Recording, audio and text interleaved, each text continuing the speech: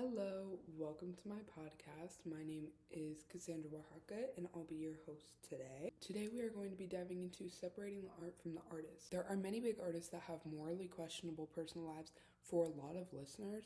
However, the music these artists have made and continue to make are so impactful on our lives that it's hard to separate the two. Now we're going to start with Zach Bryan. Zach Bryan is a country music star with a handful of wins ranging from Grammys to country music awards. He is an honest man and a flawed man in his songs. He consistently mentions how he's messed up in relationships and in his love songs, which, if you can call it that. Here's a clip from one of his songs, Let You Down, that shows just that. I will give some worn down excuse about my misguided judgments of substance abuse. I know that you'll stay out of pure sympathy. There ain't no use in loving a let down like me. I'll let you down, darling, down, babe, just like it. The drama surrounding Zach Bryan's name started back in mid-July when Noah Kahan started a tour and toured at one of his hometown stadiums at the Boston Red Sox Stadium. Zach Bryan was supposed to come out and do a feature with him because they have a song together called Sarah's Place, and there was a rumor milling around that Zach Bryan was too belligerent to go on stage and left the stadium cursing out a lot of security. His PR team covered up the story very well as his girlfriend at the time, Brianna Chicken Fry, who decided to say nothing on the matter. However, after their breakup, Brianna has come out and said a lot of things about their relationship. Brianna came out and said it was true, and that's why he could not perform at Fenway Stadium, along with a lot of other stories of him being verbally and physically harmful to those around him through his drinking.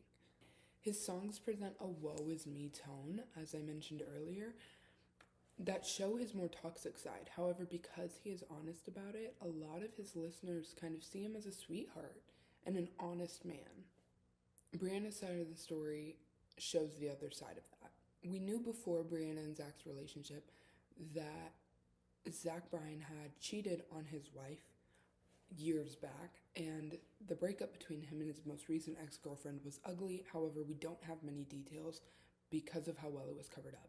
Brianna has come out and said that they were given money to sign NDAs, and she was even offered $12 million to not speak on their relationship and offered an NDA to stay silent about the relationship, especially because she has a platform through Barstool Sports. Because she felt that she had such a good social standing without him, she decided not to sign it or take the money, her words, and she is now telling her truth to the world. Many people have concluded from Brianna's stories that he is a narcissist, insanely hot and cold, and just incredibly harmful to the people around him outside of the public eye. He posted a single directly after their breakup, taking a different tone from what we had heard about their relationship that a lot of people trusted Brianna on. And I think a lot of people lost respect for him in that moment because the song was more of a victim song rather than his woe is me toxic side. And so a lot of people, knowing the facts of their relationship and him letting the single come out regardless, didn't respect the song as they did his other singles. His listeners did tank directly after the relationship, but mainly only on that single, as that's all he's released since the breakup. Bryan's tour ended on December 14th, and though this breakup was very messy and very public and happened in October, his stadium tours were still sold out, and he didn't lose any money from this bad reputation that was sent about him. In a similar but more serious note, let's talk about Chris Brown. He sang hits such as Yeah, Yeah, Yeah, Look at Me Now, and No Guidance. He pled guilty to felony assault of his very prominent girlfriend, Rihanna, in 2009. That same year, he released his third album, which was considered to not have very much commercial success. It was scheduled to drop, and he did it anyways. However, it didn't do as well as they expected it to. Through this entire time of him going to prison, his record label did not drop him. In 2011, long after he was released, he released his fourth album. This was very much a commercial success, including two of his biggest hits that I mentioned earlier, and he won a Grammy and made the Billboard Top 200. And in 2012, he did the exact same thing again. Released another album, got a Grammy, and made the Billboard Top 200. Whether or not his actions were excused by his listeners, his music still thrived and he still benefited from making that art. Another prominent artist, Kanye, was more of a moral quandary as he was not a part of a relationship where abuse was present, but he did make claims such as, "I can say anti-Semitic shit and Adidas can't drop me," on a podcast in October 2022. The German company Adidas, that made up about $1.5 billion of his net worth, decided to drop their near 9-year professional relationship with Kanye, making him no longer a billionaire. He consistently preached anti-Semitic hate and other racist opinions such as White Lives Matter during Paris Fashion Week and saying that 400 years of slavery was a choice on TMZ.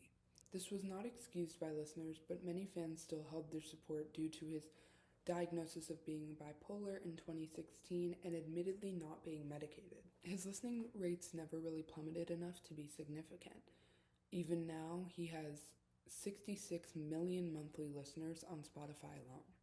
He is another example of people holding so much weight, resonance, and appreciation behind his music that whether they support his stances or not, they're still going to listen to his music, and he is going to be widely recognized as a talented artist. It is a conversation about whether the art can truly be separated or if you can listen to the music and not connect the artist to what they're creating. It's also whether you as a listener can appreciate the art while also inherently supporting them fiscally. This idea of separating the art from the artist has spiked back up as a conversation in recent years and can be tied back to cancel culture. However, cancel culture, while being a new term, is not a new concept. Back in the 80s when AC/DC released an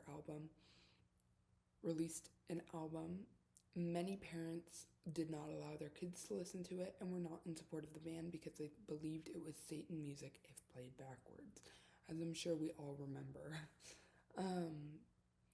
But that didn't affect AC/DC's fan base.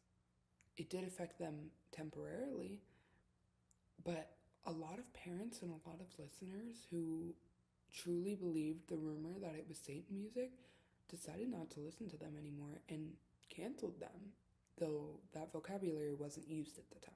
Now, of course, this is different than the field of abuse. However, we've been cutting off support for artists because of disagreements with their lifestyles for years. There is a side of the argument that makes a good point that if we did not separate the art from the artist, we would be missing a lot of art in our education systems, in our daily lives. And if we consistently do this, we would lose many mediums of beautiful art to history. In this same argument, there are many people who hold the stance of why can't we have compassion and understanding that they're human beings and make mistakes like the rest of us? Or you can support their art without supporting what kind of person they are.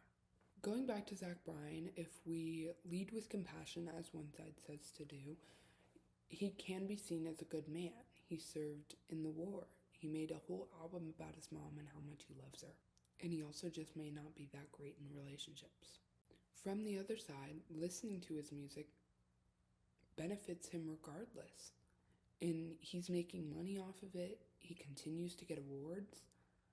And he's not punished by the public for what he's doing in private. How you weigh your value as a listener holds a strong say in this debate, in whether you think stopping listening to them is a good enough personal protest that you can keep a good conscience, or he's going to get listeners anyway, so how does it hurt us to listen to our favorite song when he's going to be around regardless? It is a personal opinion as a listener whether you acknowledge it or not. You have. These people are our opinion leaders in their respective field of media, and there's no obligation to listen to them or not listen to them. Either way you sway. Thank you so much for listening. I am Cassandra Oaxaca, your host, and I hope you enjoyed that little debate on whether we should separate the art from the art.